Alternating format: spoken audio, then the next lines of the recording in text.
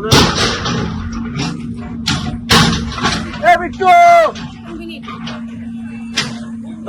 আমার তো বলার কিছু নেই, এটা জনগণের ম্যান্ডেট এবং মানুষ চেয়েছিল এবং ভারতীয় জনতা পার্টির নির্বাচনী প্রতিশ্রুতিতে বলাই হয়েছিল দুর্নীতির বিরুদ্ধে জিরো টলারেন্স এবং দুর্বৃত্তদের বিরুদ্ধে জিরো টলারেন্স।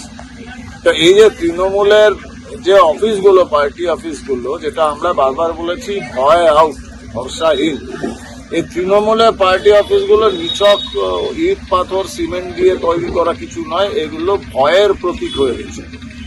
পশ্চিমবঙ্গে প্রতিটা তৃণমূলের অফিস ভয়ের প্রতীক। এখান থেকে মানুষের উপর, নাগরিকদের উপর অবর্ণনীয় অত্যাচার হয়েছে। বিরোধীরা, কোনো বিরোধী কণ্ঠস্বর এখানে পুঁতে দেওয়া হয়েছে, এগুলো ভয়ের প্রতীক ছিল, এগুলো ভাঙছে। আমার ওই বামপন্থী বন্ধুরা যাদের খুঁজে পাওয়া যায় না বাংলার মানচিত্রে, তারা পোস্টার লাগাচ্ছে আমার বিরুদ্ধে বুলডোজার রাজ। আবার বলে দিতে চাই এই বুলডোজার রাজ চলবে, এই বামপন্থীরা ঠেকাতে পারবে না।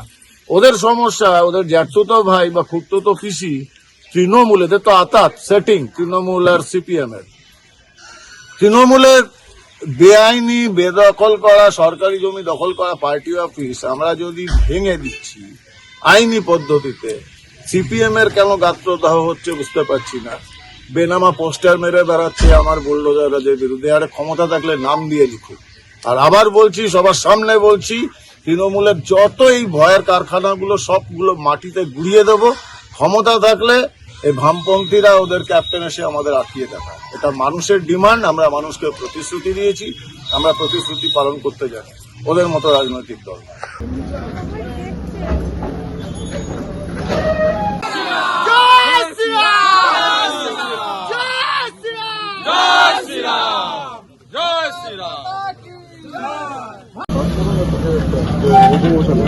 চিঠি করে দিচ্ছে।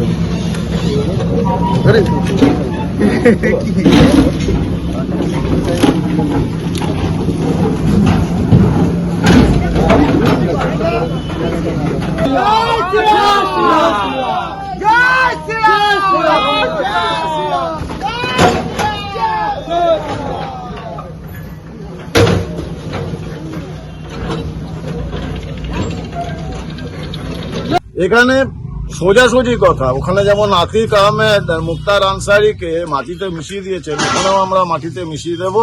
তা তার নাম চাই খোকন মন্ডল হোক, চাই যেই হোক, যে অপরাধ করেছে প্রমাণিতভাবে আইনের রাস্তায়, তাদের মাটিতেই মিশিয়ে দেবো। এই চন্দন মন্ডলের পার্টি অফিস থেকে অনেক বেআইনি কাজকর্ম হতো।